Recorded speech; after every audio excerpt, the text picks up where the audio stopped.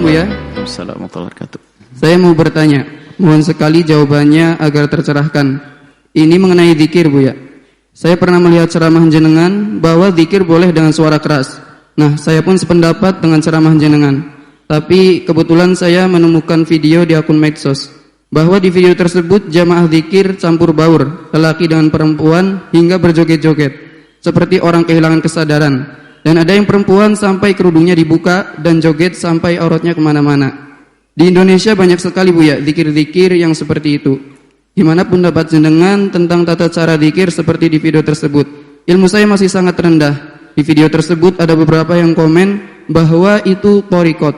Tapi kata hati saya, torikot sepertinya tidak demikian. Jujur jika ini salah, saya takut jika aliran seperti ini berkembang. Dan jika ajaran ini benar, saya juga butuh jawaban yang meyakinkan hati saya agar saya tak perlu khawatir dengan hal seperti ini.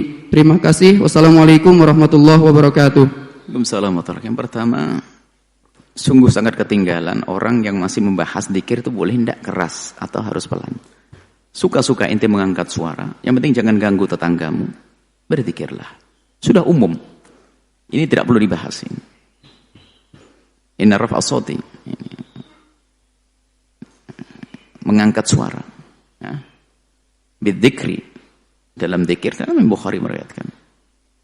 Idzan sarafu minal maktubati, di saat mereka bubar melakukan salat, karena fi ahdi Nabi sallallahu alaihi wasallam, ada pada zaman Nabi. Jadi Anda berzikir pelan boleh, mengangkat suara boleh. Tentunya adabnya jangan ganggu yang lainnya. Sudah, ini jangan dibahas, ini selesai, kita kunci. Kalau orang masih ini mundur dia. Lah ini baru berkembang ini. Ada orang mengangkat suara tapi aneh. Berkumpul lagi perempuan sampai buka aurat dan sebagainya. Sekarang yang perlu kita bahas ini, kita tidak akan bisa menghukumi sesuatu tanpa tahu hakikat suatu tersebut. Berbeda di saat kita pondok pesantren begini lalu santrinya dicampur aduk, ini jelas salah.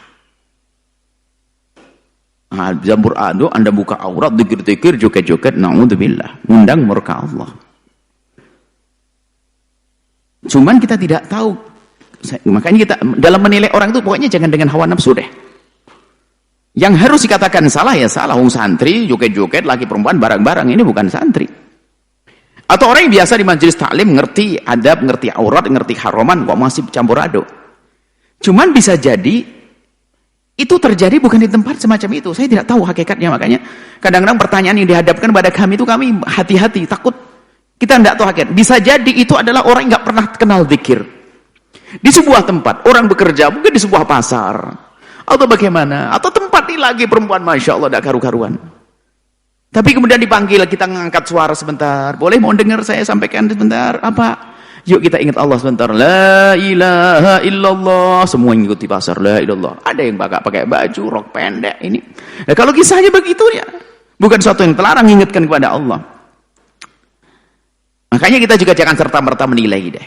Cuma, kalau memang dalam keadaan normal diundang untuk menghadiri zikir, kemudian di tempat itu berkumpul lalu ada yang buka aurat segala macam, itu mengundang murka Allah. Tapi kalau tujuannya adalah mungkin di tempat yang memang sebetulnya ada tempat yang di situ tidak pernah digunakan untuk berzikir, lalu kita gunakan untuk berzikir menjadi baik. Terserah keadaannya orangnya saat itu. Karena di hari-hari pertama, di awal-awal dakwah kepada mereka. Baru setelah itu dikenalkan nanti kepada syariat, menutup aurat dan sebagainya, perlahan demi perlahan.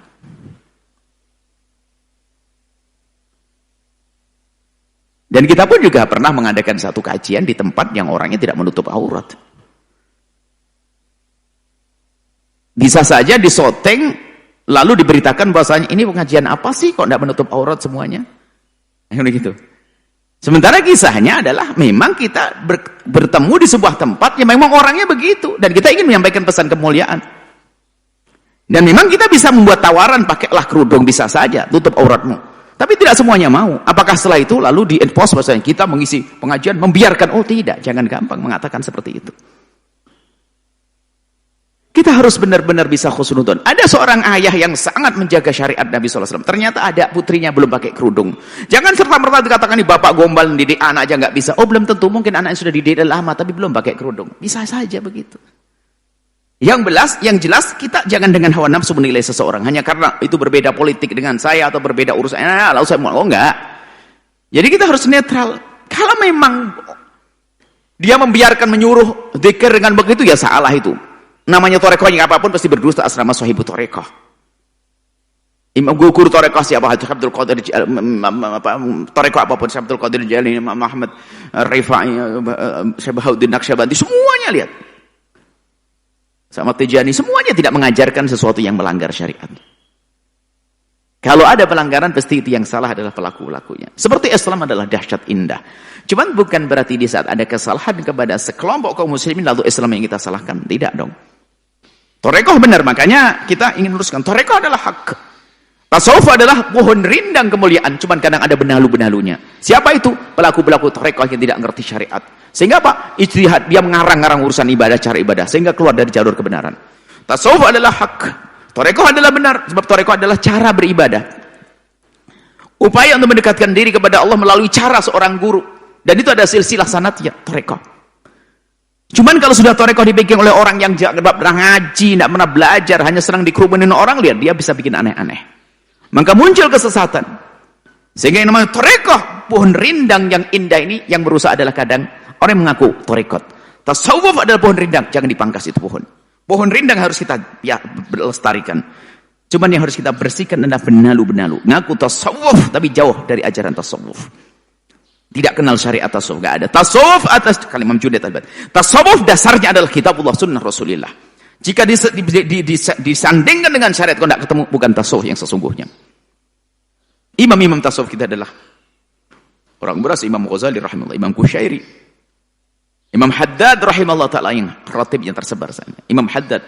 Kalau kita tahu bukunya Imam Haddad, lihat buku tasawuf yang luar biasa, yang indah. Imam Haddad punya tulisan buku tasawuf, lihat. Bagaimana tasawuf? Ya begitu.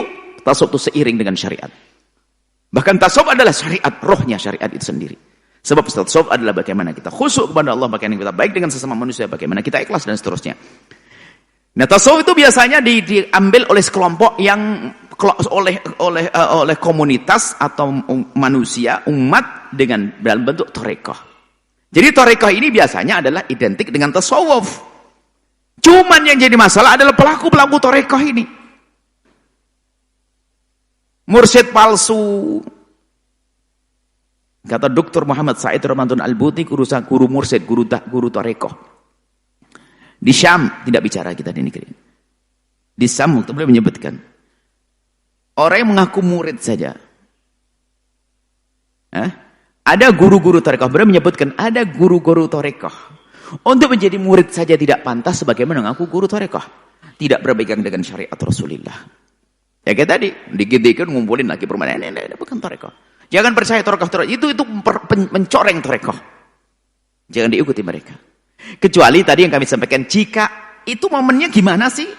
Kisahnya itu seperti apa? Kalau kisahnya kita datang ke sebuah pasar, ini keramaian, lalu kita ajak, hei amma Allah, yang kamu punya Tuhan, tidak punya Tuhan, bisa Allah, yuk ingat Allah, la ilaha illallah, la ilaha illallah. Oh, ngajak ingat Allah. Ya keadaannya macam-macam dia. Itu diperkenankan yang demikian itu. Yang menjadi masalah adalah seorang mengaku guru torekoh, ngumpulkan orang lagi perempuan, Masya Allah sudah tempatnya acak, lampu dimatikan, tidak tahu ngapain. Wah ini kacau lagi. Dan kami mendengar kisah semacam itu, tapi kami selalu di negeri saya itu, jangan, semoga nggak benar deh kisah itu. Karena itu mencoreng tasawuf, mencoreng torekoh. Semoga Allah menjaga kita semuanya. Jika ada yang salah jalannya, semoga Allah kembalikan di jalan yang Allah ridhai benar. Dan diridhai oleh Allah, wallahu a'lam bishawab. Setelah Anda menyaksikan video ini, jangan lupa berselawat kepada baginda Nabi Muhammad sallallahu alaihi wa alihi wa sahbihi wasallam.